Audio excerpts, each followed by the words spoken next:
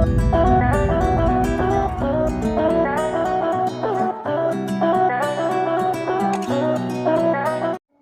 morning students. Today we will discuss the next topic and next chapter. हम लोगों ने अभी तक अकाउंटिंग प्रोसेस जानी थी, अकाउंटिंग स्टैंडर्ड जाने थे, ठीक है। आज हम लोग एक नया टॉपिक लेंगे जिसका नाम है आपका accounting equation. Okay, accounting equation हम देखेंगे कि कैसे हमारी अकाउंटिंग इक्वेशन कंप्लीट की जाती है। मैंने शायद आप लोगों को पिछले चैप्टर्स में एक बार बताया था कि A is equal to C plus L, ये बताया था आपको मैंने।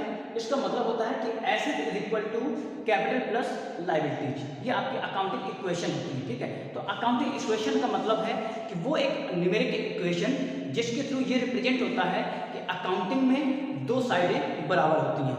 जैसे कि डबल एंट्री सिस्टम कहता है कि आपको दो साइड रिकॉर्ड करना है, जिससे कि क्या होंगे,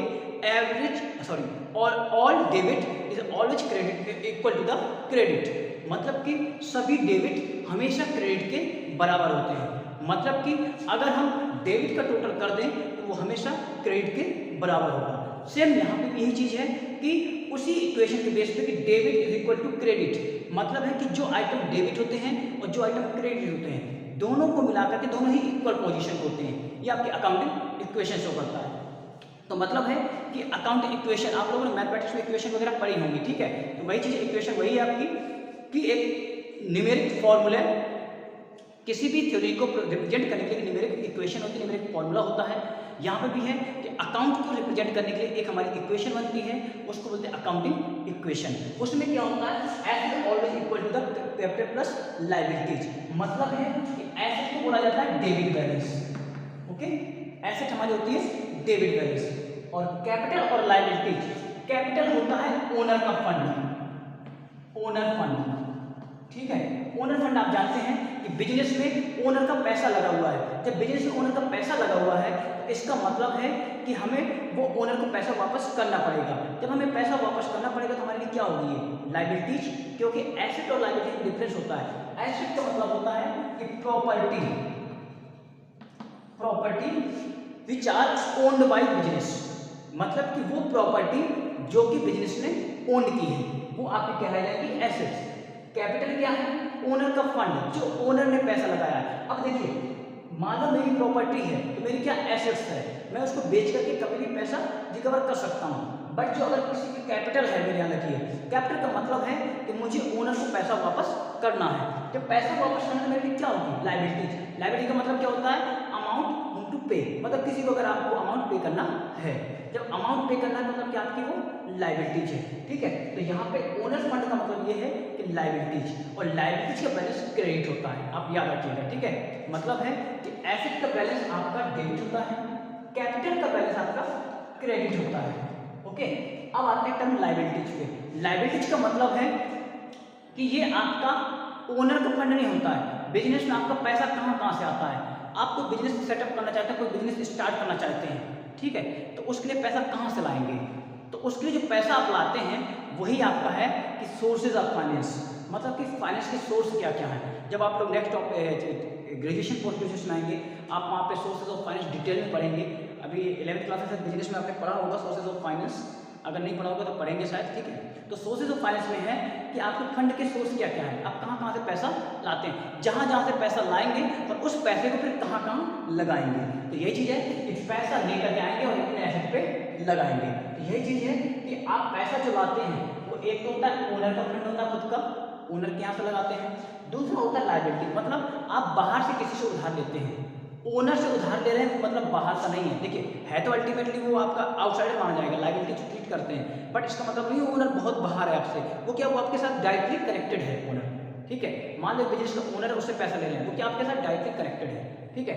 और लायबिलिटीज क्या है, इसका मतलब है कि वो पर्सन आपके डायरेक्टली कनेक्टेड नहीं है, उसको फर्क नहीं पड़ता कि आपके बिजनेस में क्या हो रहा है क्या नहीं हो रहा है, उसे सिर्फ क्या उसने पैसा आपको दे दिया और इसके बाद उसे अपना पैसा वापस चाहिए।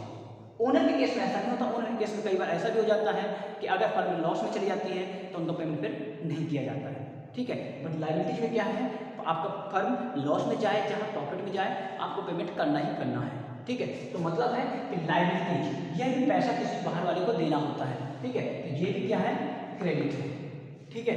तो आपके अकाउंट्स में केवल यही 3 चीजें होती हैं कि assets always equal to the capital plus liabilities, ठीक है। और साथ में हम एक्सपेंसेस और इनकम का यहाँ पे इस इक्वेशन में ट्रीटमेंट नहीं करते। हाँ, एक्सपेंसेस और इनकम में हम ये देखते हैं कि अगर लॉस हुआ है, एक्सपेंसेस के थ्रू क्या हुआ है, लॉस हुआ है, या फिर इनकम के थ्रू प्रॉफिट हुआ है, या फिर इनकम के थ्रू प्रॉफिट हुआ है, तो उन दोनों चीज़ों को हम यहाँ पे शामिल करते हैं। क्योंकि अगर लॉस हुआ है तो लॉस से क्या होगा, आपको पता है कि बिजनेस में जो प्रॉफिट होता है या जो लॉस होता है वो किसका होता है, ओनर का होता है। तो जो प्रॉफिट या जो लॉस है वो ओनर का है, तो यहाँ पे देखिएगा ओनर के फंड में उनको प्लस और माइनस करेंगे, ठीक है। तो याद रखिएगा कि अगर लॉस हो रहा है, ठीक है, अगर आपको लॉस हो रहा है बिजनेस में, तो उस लॉस को क्या करते हैं, कैपिटल, ठीक है, ओनर का फंड कैपिटल में क्या करेंगे, माइनस कर देंगे। ओके, याद रखिएगा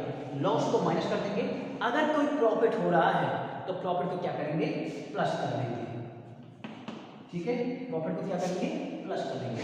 मतलब है अगर कोई एक्सपेंसेस हैं तो उनको माइनस करेंगे, और कोई इनकम है तो उसको प्लस करेंगे। ओके, तो ये आपकी अकाउंटिंग इक्वेशन बनती है। तो अकाउंटिंग इक्वेशन आपका ये है कि आपकी ऑलवेज और asset is always equal to the capital plus liabilities, आपकी एक इक्वेशन ये बनती है मैथमेटिकल, ठीक है। तो आपको मैं सभी पार्ट डिटेल में बता दिया। अभी मैं क्वेश्चंस भी कराऊंगा कि कैसे इसको सॉल्व किया जाता है, ठीक है। अभी इसका दूसरा पार्ट,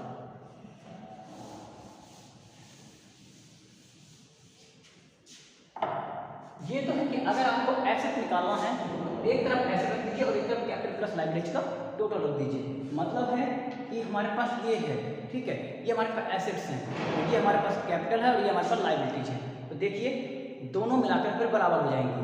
यही है कि asset is equal to capital और प्लस लायबिलिटीज, ठीक है, ये चीज़ें। तो वही यहाँ पे भी है कि आपने जो भी कैपिटल है, जो भी लायबिलिटीज है, अगर आपके पास जितना भी ये अमाउंट आया है उतने ही अमाउंट के बराबर आपकी एसेट्स होनी चाहिए। इसका मतलब यही है कि आपने जहाँ जहाँ से पैसा जो कलेक्ट किया है उस पैसे को आपको एसेट में लगाना होगा। अगर आपने एसेट में लगाया तो आप उसको रखेंगे कहाँ, एसेट में आपकी कैश भी आ जाती है। अगर आप जेब में भी कैश रखें तो वो भी आपकी एसेट का पार्ट माना जाएगा, ठीक है।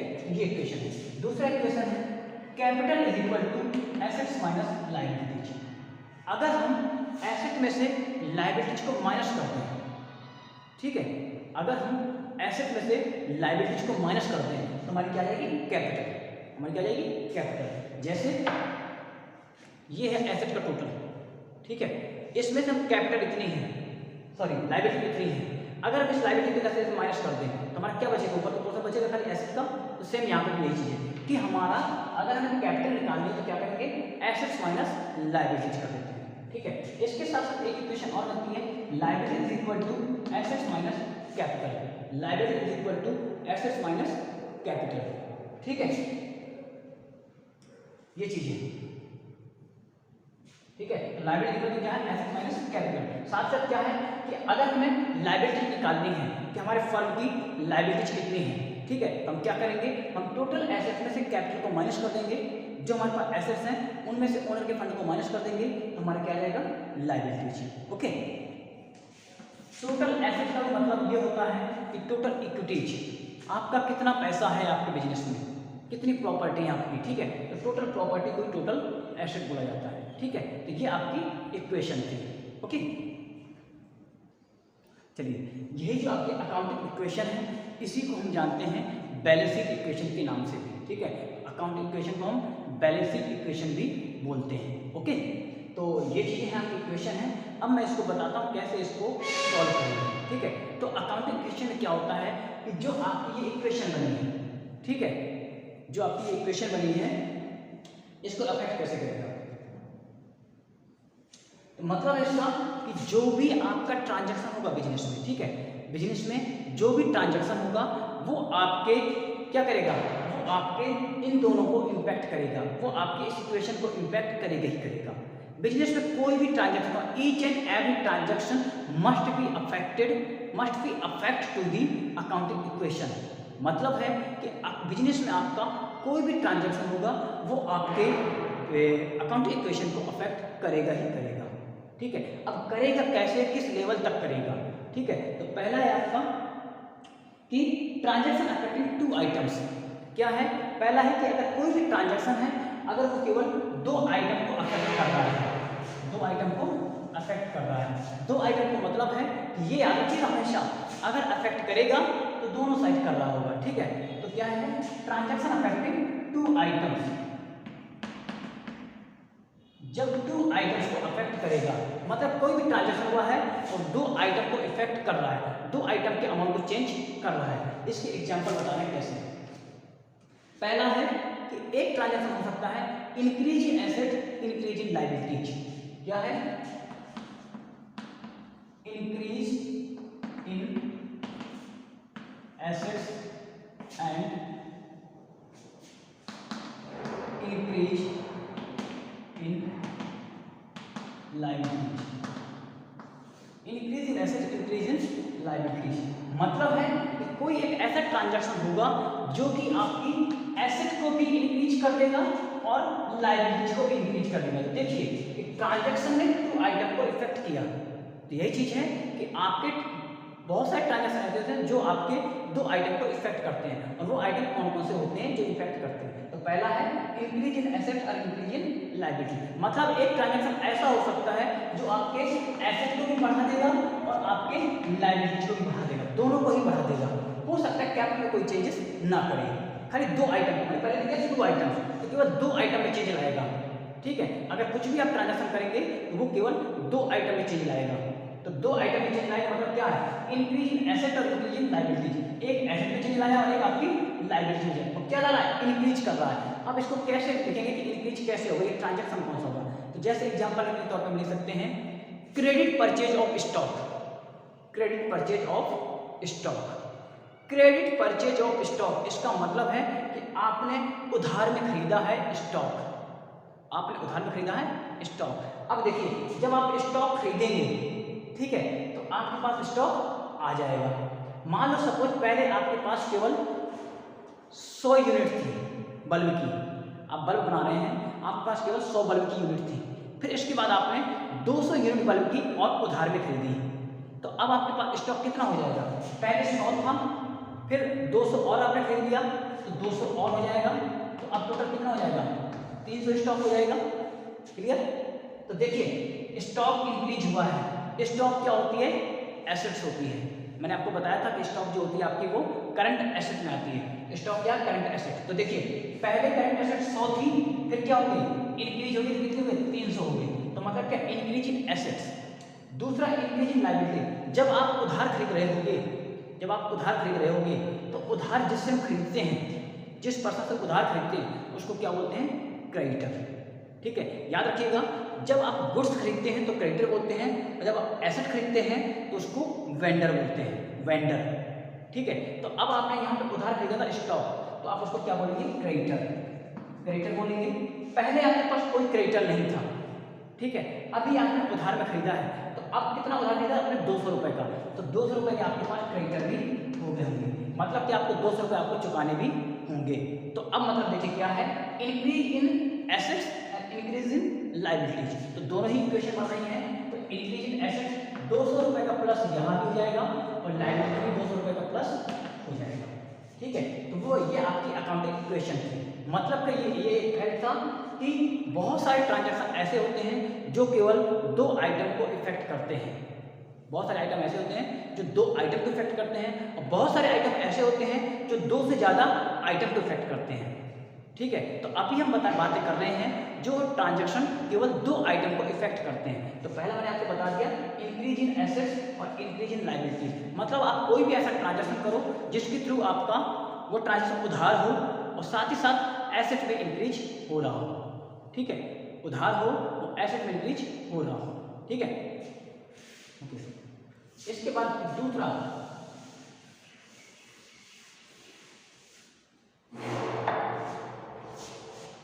है decrease in assets and decrease in liabilities.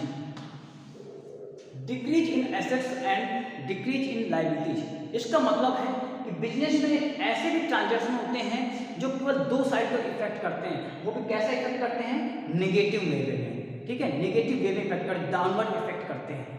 कैसा, एसेट भी कम कर देंगे और लायबिलिटीज को भी कम कर देंगे। मतलब है कि बहुत सारे ट्रांजैक्शन ऐसे होते हैं जो कि आपके एसेट को भी कम कर देंगे और लायबिलिटी को भी कम कर देंगे। तो मतलब क्या है, आपको जब एसेट कम होगी तो एसेट भी माइनस करना पड़ेगा और लायबिलिटी कम होगी तो लायबिलिटी भी माइनस करना पड़ेगा, ठीक है। ऐसे भी ट्रांजैक्शन होते हैं। ऐसे ट्रांजैक्शन कौन कौन से होते हैं, मैं इसका एक एग्जांपल बता देता हूँ। Payment cash paid to creditor, cash paid to creditor, ठीक है। मतलब है कि अगर आपने क्रेडिटर को कैश पे किया है, क्रेडिटर को कैश पे किया है, मान लो आपने उधार में खरीदा था पहले 200 रुपये का, ठीक है। अब इसके बाद बोला जाए कि आप उसको 100 रुपये का पेमेंट अभी कर दो।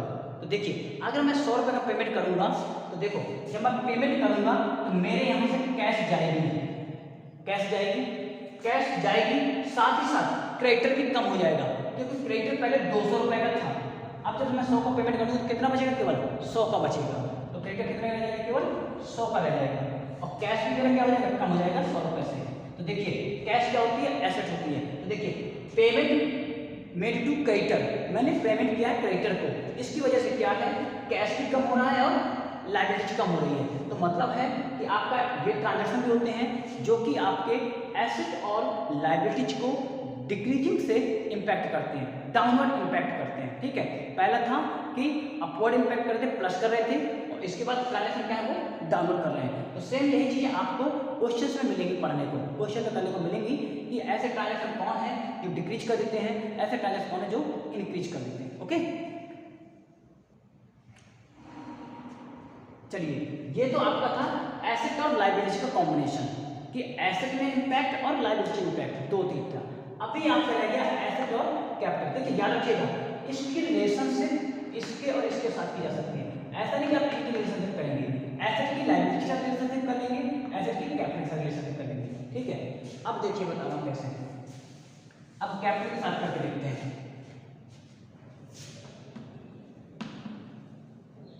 Increase in assets and increase in capital.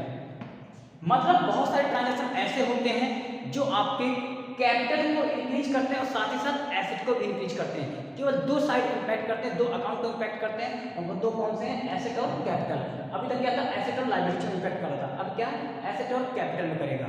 मतलब कि ऐसा ट्रांजैक्शन जो कि एसेट को भी इंक्रीज कर दे और कैपिटल को भी इंक्रीज कर दे। तो इसमें आपका एग्जांपल आ जाएगा, कैश इंट्रोड्यूस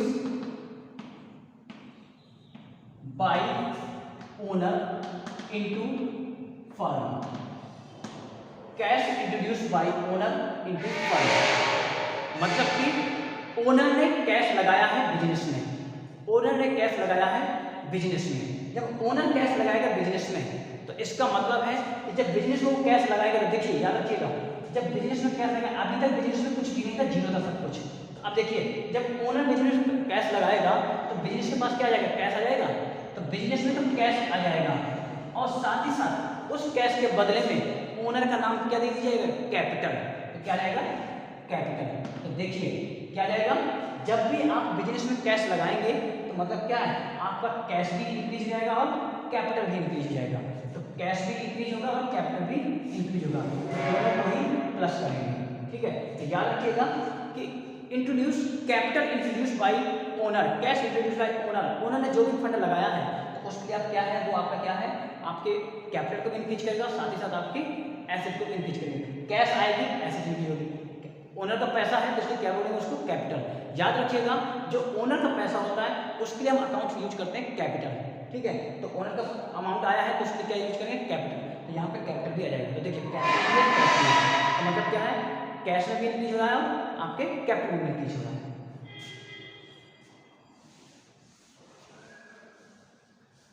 फिर है आपका decrease in assets and decrease in assets, ठीक है, decrease in assets and decrease in capital. मतलब कि कुछ ट्रांजैक्शन ऐसे भी होते हैं जो आपके एसेट और कैपिटल को इम्पैक्ट करते हैं, बट वो निगेटिव वे में इम्पैक्ट करते हैं। मतलब कि उन ट्रांजैक्शन की वजह से आपका एसेट भी कम हो जाएगा और आपकी कैपिटल भी कम हो जाएगी। ठीक है, तो कैसा वो ट्रांजैक्शन है, जैसे कि cash withdrawn bye owner for personal use.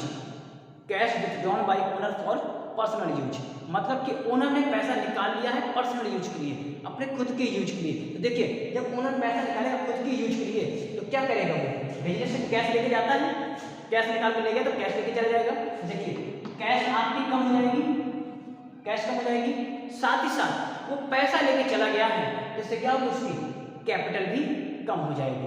तो यही चीज है कि अगर आपने कोई पैसा निकाला है तो मतलब कि आपकी कैश भी कम हो जाएगी, साथ ही साथ आपकी कैपिटल भी कम हो जाएगी।